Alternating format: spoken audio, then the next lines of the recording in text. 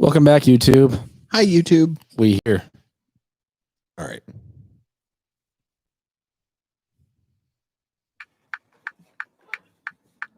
This list sucks. This list sucks. This list sucks. This list sucks. It sucks. Bonus. Bonus sucking. Thanks for sticking around, everybody. Yeah, this is the This List Sucks official bonus episode. The official bonus, though. And just like this seems to be, I guess this is something that we do in bonus shows because we fuck up and we forget to talk about everything that Rex has done for us so frequently during the regular show that we're going to use this little bit of time before we jump into the actual record that we're going to talk about on the bonus show, just to recap some of the things that Rex thought about the last three albums from the regular show, because we didn't mention anything that he said about Blur, Primal Scream, or Tupac. So he's got input too. Absolutely. So with Blur, he says, nice early 90s Britpop, kind of dig it. Spoken word track on self-titled song. Impressive guitar duet on Bank Holiday. This whole album is like visiting a genre of the British invasion. It tells of influences from the Kinks and Oasis on certain tracks. We did read that one. We did read that one. Yeah, we did read that one. Damn it, we're fucking dumb. Well, Rex, we're just reading your thoughts twice. I know, that's all we get. Okay, but let's talk about Primal Scream, because we really, really loved it. And he says there's a Stones influence on this first track, and that's what I'm gearing up for. Then the second track hits. I hear early U2 in the vocals. That beat reminds me of a garage album, and I know this album is too early for that. The longer it plays, the more I'm into it.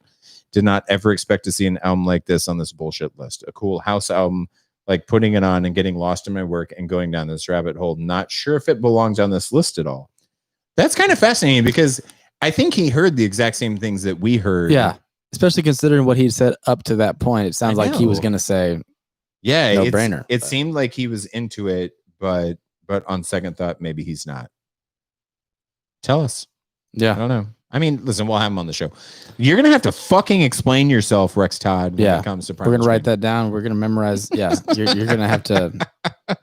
We're going to call back to this at some point. You're on trial. Yeah. And then lastly, with Tupac, he's with us. Yes, just fucking yes. There are better Tupac albums out there, but this is a trip back to wearing Jinko jeans and suede pumas. Classic beats and hooks, flows, and artists of an incredible time in hip-hop. It will always be considered an ultimate track list of some of the best West Coast rap in history to me. An incredible double album. Yeah. But then he said, bold claim, not the best Tupac album. See, I don't think that that's that bold of a claim. I think, and I don't know what Rex would say. Rex, tell us what's your favorite Tupac album, and maybe this is his favorite Tupac album, but that could be speaking to some of the things that I was talking about. Just with a lot of people latched on to Tupac was really big into just social justice, if you will, before social justice became a tag word. Like, he was talking about a lot of stuff that was impacting people of color in the ghettos and whatnot. Yeah. And you get a lot of that on Tupacalypse now. Yeah. And he was, in a lot of ways, like he was super revolutionary when it came to that type of jazz. He was super educated too. So maybe not the most impactful record in terms of lyrical content. Yeah. And the effect it had on society of the time, but musically, it bangs. Yeah. It bangs. It really bangs. And he recognized that, right? Yeah, he said that. Yeah. So, all right. So Rex, listen, just gear up for Primal Scream, because we're coming at you with both guns blazing on that one. Yeah. But with all of that being said, this is just a little bit of bonus material. We don't want to include this into the normal podcast, because the normal podcasts are already long enough. But we are working our way disc by disc through the Reddit snub list. Yes. That was forwarded to us from onlylee.com's Lee Stamper. And so we're just the one and only. Yeah, the one and only. So we're just working our way through that list. And this week we've stumbled upon the first entry from Queens of the Stone Age. Yeah, because one of the notable entries on the snub list was that every Queens of the Stone Age album was left off. So we saw no better way to do that rather than just go through all of them and say which one of these, if any, belong on the big list. Yeah. I mean, if you're gonna say that this list is bullshit, which we agree with you, this list is bullshit. But if you're gonna say that it's bullshit because every single Queens of the Stone Age album was left off, well, We just got to see we got to see what you're really. We got to get to the bottom of that. Yeah. So we started with their very first one, self-titled from 1998, Queens of the Stone Age. Yeah.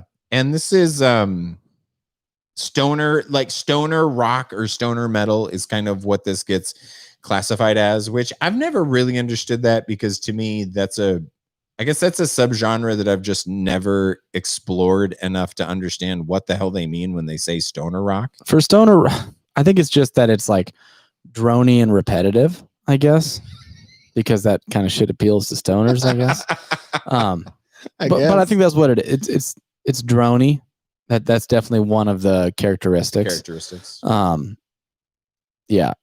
It's almost like a subgenre of grunge to me. You don't agree? It sounds more like Black Sabbath. This does? You think so? If I had to put my finger on an influence and you only gave me the two choices of Black Sabbath or Smells Like Teen Spirit. Yeah. I'm going to finger Black Sabbath before I finger Smells Like Teen Spirit with this record anyway. I hear Alice in Chains in this. Like, I hear bastardized Alice in Chains, to be clear. Okay. Yeah. I don't mean in a good way. Yeah. Yeah, because when you say I hear Alice in Chains in this, all I think of is, and there was one song. Great I love Alice in Chains, you know? Yeah. And there was one song in particular that I thought sounded like Alice in Chains. Which one? Shit. I wrote it down. Just give me a second to find it. Yeah, no, you're fine. Walking on the Sidewalks, track number 4. All right. Remember that one at all? Yeah. Yeah. I loved the bass on that. Yeah. Really dug the bass on it. The bass was actually, so before we get into the things the scathing criticism that I have for this record, the bass was cool. There were some really cool bass lines, and he was very fuzzy with the bass. It was like distorted bass, which you don't always hear a lot of, like overdriven bass guitar, and that was kind of cool. And it was some cool bass lines. And a lot of songs started with bass. What were you going to say? Tell me what you wrote for Mexicola. I literally wrote, this one's okay, with a question mark. And that had like that was one of the ones that had like the kind of an evil fuzz bass to start off, which was kind of cool. You know, but I didn't love it. I'm going to tell you the truth. What did you think? What do you think that bass was tuned to? It was probably a little bit lower, but it wasn't like crazy low, I didn't think. Did you think it was like some drop shit? Yeah. It was probably drop D or something. It was at least drop D. And there was a part of me that I was wondering, like, if they didn't, I was questioning whether that was dropped even more than D. And here's the thing, like, if you're going to do like a drop tuning like that on a bass, or if you're going to run a 5-string rig, right, where you have that bottom B. Yeah. Don't fucking distort it. Yeah. You think so? You don't like the distorted bass thing? It's not that I don't like distorted bass, but I don't like distorted bass when you get into the extreme low registers of the instrument, which because it sounds like a fart. It just sounds like shit. Yeah. It sounds like it sounds like a mud puddle is what I think it sounds like, you know, because it's dirty and it's not well formed, because it doesn't have any kind of it doesn't have any substance to it. There's no body to it, you know. It's just like this fat blob of distortion, and it's not my favorite sound. It's not my favorite sound. I hear you. So what'd you think of the album as a whole? Do you think it's a snub?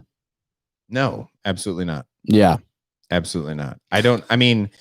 As an the artist, right, as an artist, Queens of the Stone Age, maybe if you get deeper into their catalog, maybe there's something there that you could put on this list.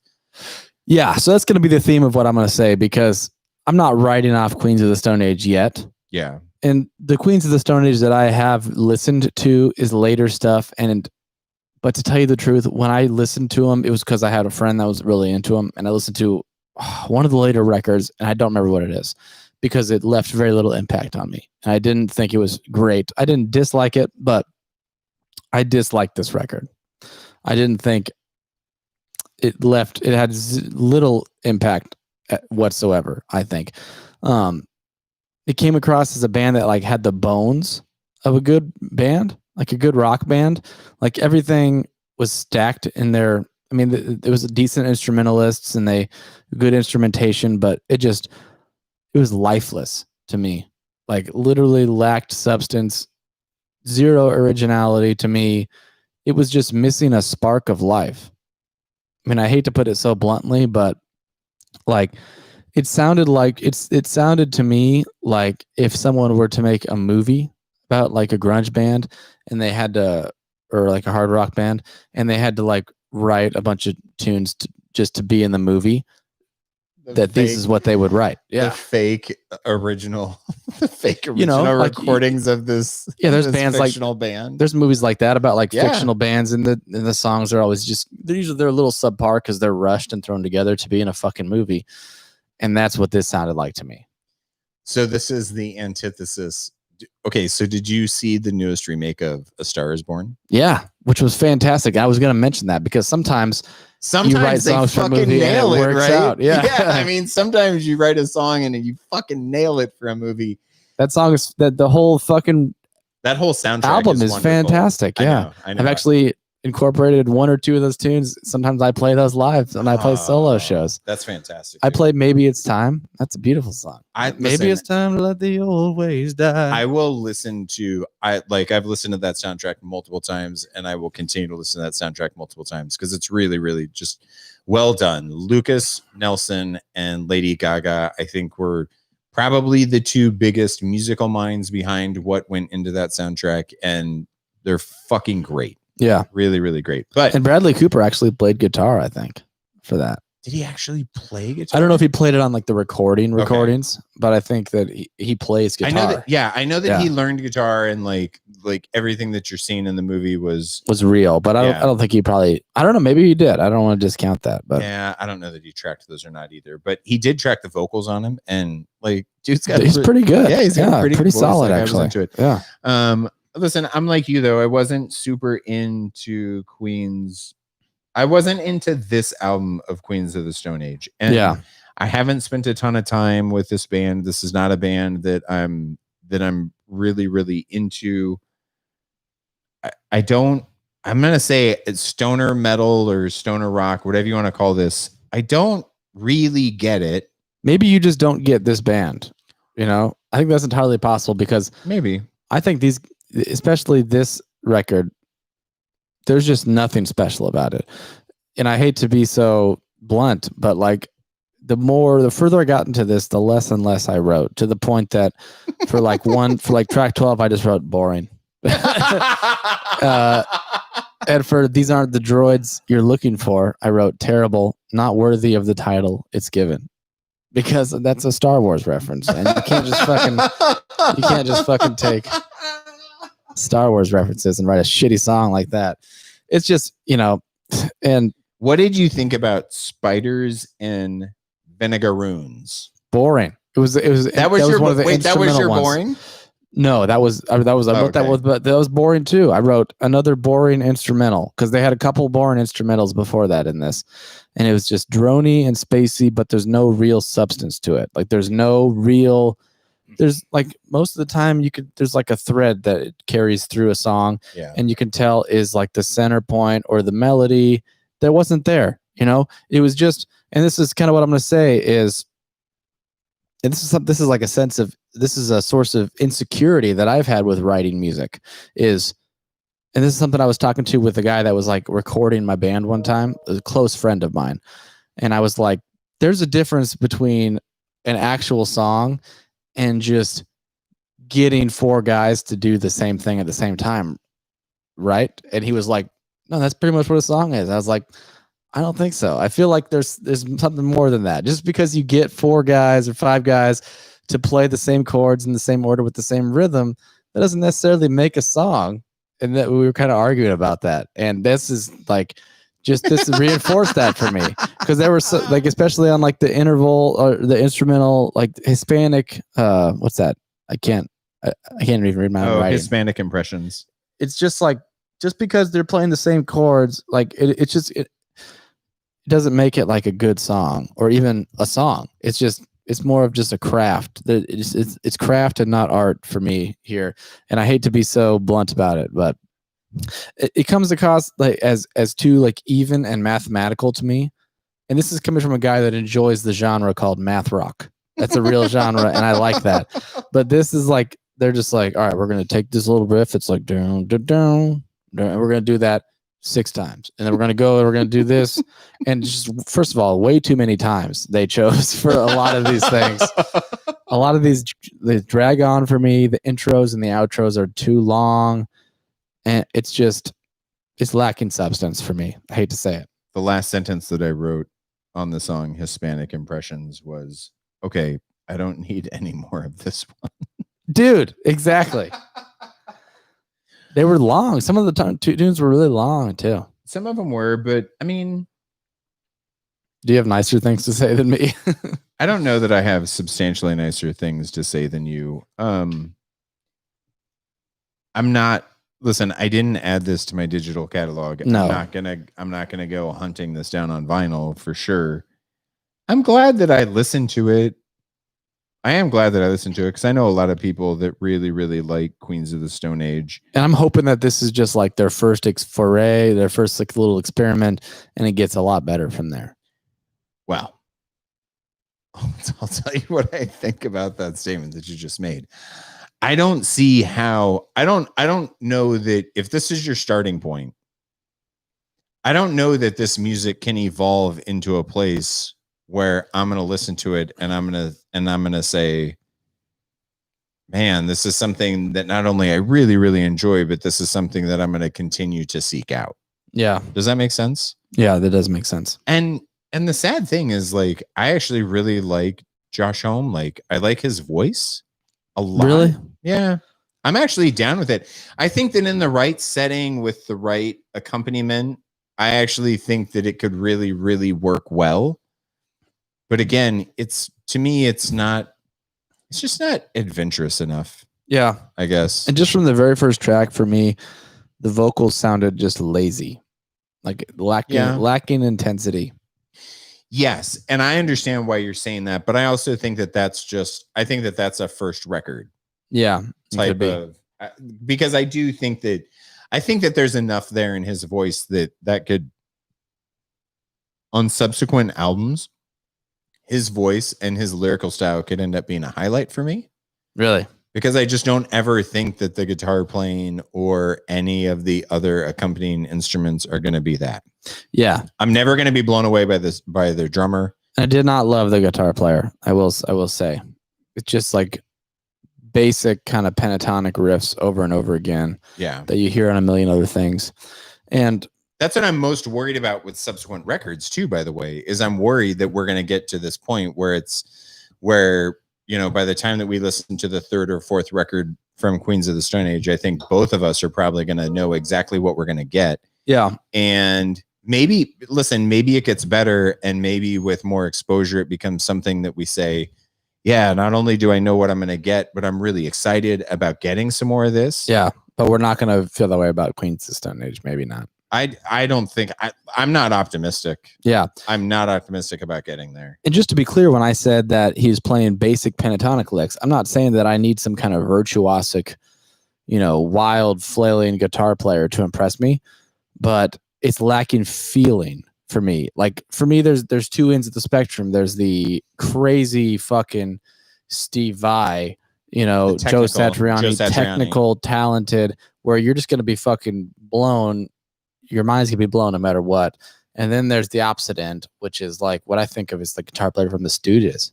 Mm-hmm. Like he was untalented, but he's relying purely on feeling, and the thought I was having that I wrote down was like, they're technically talented enough to not rely on feeling, but not technically talented enough to be impressive in any way. So they're at some not happy. They're at some unhappy medium. Yeah. Where they're not getting the feel, and they're not getting any kind of technical virtuosity. There's no virtuosity that's making you.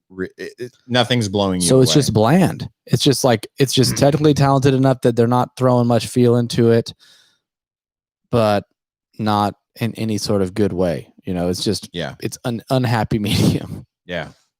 No, listen, I hate to say it. I don't even hate to say it. I keep saying that. Yeah. Yeah. I don't feel bad. That's what I was going to say. I don't feel bad about this either. It's a debut album from a band that I'm sure tons of people like it, and I'm sure tons of people love it. It's not my thing. Me neither. Yeah. It's not my thing. Especially this album. I'm going to try to remain optimistic that in the future we'll find better tracks from these guys. But yeah, I agree. So with that being said, didn't add it, not looking for vinyl. It does not belong anywhere on the list. Yeah, so agreed. So we'll move on, and as we've both said, hopefully we will find more stuff. And speaking of more stuff, we forgot to do this last week, mentioning what we're going to be reviewing for the bonus track next week. So next week, we're moving on to the next artist on the list from Reddit. And actually, the next two I'm super excited about, because next week, we're going to start diving into the Flaming Lips discography. So give me just a second. Yeah, to figure out what their first record was. Is that where we're going to start? Yeah, you gotta go a long way back. So we're going to go back to 1986. And 86. Yes. I didn't realize they were that old. Holy shit.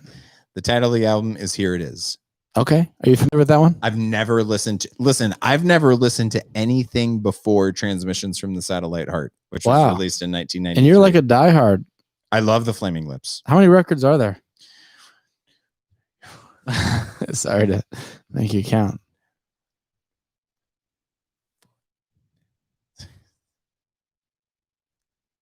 I mean, technically, I guess there's 24. Wow. That's we might have to pick and choose a little bit. Yeah. I mean, not might. I mean, we should definitely pick and choose a little bit. And this is a band that there's a part of me though that because I've never explored anything before 1993.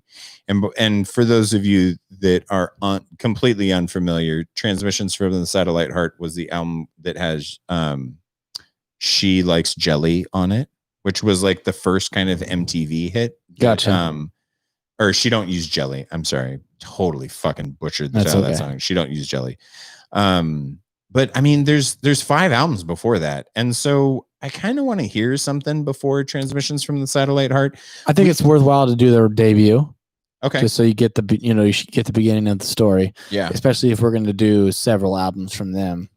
I mean, I easily think that we should pick out at least 5, and I think we should probably do 6, because I'm good with the 6. Yeah, I'm down with Here It Is, and then we should do Transmissions from the Satellite Heart, probably Clouds Taste Metallic, without question the Soft Bullets, and Yoshimi Battles of Pink Robots, At War with the Mystics, Embryonic. I don't know if we're at 6 yet. But that was 7. Fuck. I think. Man. All right, listen. Next week, we're going to start with Here It Is. Yeah, and we'll decide from there. Yeah, we'll decide from there. And maybe what we do is we do something that there's no familiarity with. And you're not familiar with any of the catalog, correct? Yoshimi now, after you had recommended that a couple weeks ago. So you've dug into that. Yeah, I probably listened to it 5 times. So yeah, it's hard. That's a tough one not to listen to. Just ad nauseum. Let's do this, right? When we circle back around to the Flaming Lips, which is going to be a while, right? Because after this, we're moving on to Alice in Chains, and we have My Morning Jacket, Moody Blues, Elliott Smith, Hot Rats, In the Court of the Crimson King, and Animals. So we're going to have a long time before we circle back around to the Flaming Lips. But I say that we'll do their debut next week. So next week, we're going to do the 1986 release, Here It Is, which is the first release from the Flaming Lips. And then the next time we circle back around to him, maybe we'll jump way ahead. And we'll jump ahead, yeah. Yeah, and not necessarily do Yoshimi, since you've dug into that, but dig into something from deeper in the catalog that you haven't done before that. Yeah, maybe the Soft Bulletin, because the Soft Bulletin was released right before Yoshimi, and so you get a pretty similar sound. Yeah, we should definitely do or we could do Embryonic. Several of them, but some of these, the problem with this is some of these guys on this list have 5 albums, and some have 20. Yeah, so some we might have to limit, others we might not have to. You know. Yep, I agree completely. So, My Morning Jacket, probably won't have to limit. We can probably do all those because there's only like 5 or 6, right? They might have 8. Might have 8. We can do 8. But I mean, albums. Tool has 6. Tool has 6 or 7. Yeah. Fleet Foxes we're going to run out of Fleet Foxes because Fleet Foxes only has 4. Yeah. But Alice in Chains, if you just stick with the Lane Staley Alice in Chains, which is what I'm assuming they're referring to on this list. That's what we should do. There you're really talking about 5 or 6 albums. Yeah. But Moody Blues is another one that Moody probably Blues has like 30 or something. Yeah. If we did the whole discography there, it'd be terrible. But we will be doing one very special one called Days of Future Past, I think. Days of Future Past. And that's going to be, we're going to have a very special guest. Wonderful guest host. Miss April Leonard. Yes. And she is absolutely in love with this album. It's one that really, really stuck with her. And so when we get to Moody Blues, which will be in a few weeks from now, we might actually, because Days of Future Past, I believe, is the second album from Moody Blues. Ooh, is it? Yeah. And so we would bypass the debut to do Days of Future Past first. Maybe we'll do that one first. Yeah. We'll talk about that. But next week is the first record from The Flaming Lips. The Flaming Lips. Entitled Here It Is. So if you want to play along, that's what we're going to be doing next week. And as always, thanks for sticking around for the bonus content. Thanks for sticking around for listening to the rest of Rex Todd's comments. Yes. And we'll see you next Friday. We'll be here next Friday. Thanks, guys. Days away. Bye-bye. This list sucks. This list sucks. This list sucks. This list sucks. It sucks. Bye-bye. Bye. We're clear. In the clear. In the clear.